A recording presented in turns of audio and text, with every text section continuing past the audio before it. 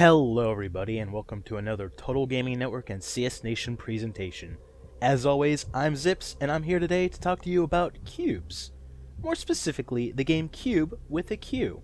Let me just apologize up front if I sound a little under the weather. I'm fighting off a cold, and hopefully a cold is the extent of what it becomes. Q.U.B.E, which stands for Quick Understanding of Block Extrusion, is the brainchild of just 3 developers that make up Toxic Games. Beginning its life as a student project in 2009, Q.U.B.E is primed to make its retail release on Steam, Desura, Playism, and Gamersgate. One of the first things you'll notice about the game is how clean it looks, and undoubtedly it will remind you of Portal. Not that this is a bad thing by any stretch of the imagination, but the comparisons it will draw persist for quite some time while playing. The walls are clean and naturally may remind you of the Aperture Labs testing facilities before you kick Gladys's robotic butt at the end of the first game.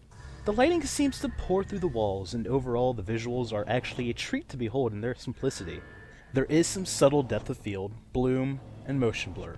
Most of the effects, however, can be disabled to your liking. In a world where graphics are typically defined by how much crap you can throw on screen at once, it's honestly refreshing to play games like this and Fractal that may take a more low-key approach to design, especially with developers that really make the visuals their own and create worlds that are more stunning than even something in Crysis. Frankly, some of the most graphically memorable games have been from smaller development studios. Perhaps larger studios could take a lesson or two from teams such as Toxic Games, Playdead, the creators of Limbo, and the Fractal developers Cypher Prime, just to name a few. Aside from the ambient music and sound effects, there has been no other sounds to really speak of. Narration so far? None. Backstory? None. You are honestly as confused and as curious as to what you're doing here as I'm sure the main protagonist is. You're guided along from test room to test room by corridors that bend and form themselves before your very eyes after successfully solving a puzzle. Which brings us to the meat and potatoes of the game, the puzzles. The game starts out simple enough by having you figure out what the different block colors do and sending you through a few easy trials. Red extends and retracts 1 block at a time. Got it. Yellow raises up 3 blocks in a row. Got it. Blue acts as a bounce pad? Yeah, I got that. But as you progress through the game, the challenges become more and more elaborate. They start to take more time to figure out. Whoa, what's this? Now the wall sections can spin around too? There is now a sphere that you have to get through to the end? Colorizing cubes have been added? The lights just went out? Yeah, it can get a little crazy, and I haven't even seen everything yet. I'm starting on the 5th sector into the game, which is, and I'm guessing, roughly halfway through. According to the list of achievements, there are 7 main sectors and a few additional achievements thrown in for good measure.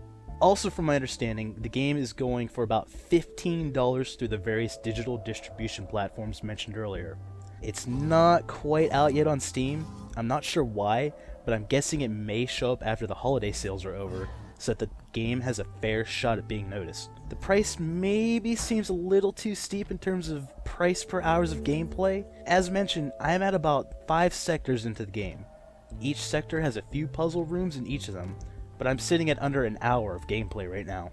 I'm also guessing, however, that the later sections will be quite extensive in length, as, so far, each sector has been getting progressively more difficult as new game mechanics are introduced. I really like what Toxic Games has done here. I just fear that after I complete the game, I'm going to be left wanting more, just as the case was when I finished Portal and Portal 2.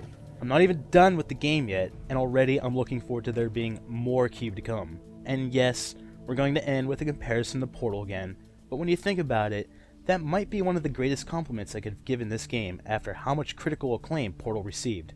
We will leave a link to the game's website below where you can find purchase information for your distribution platform of choice.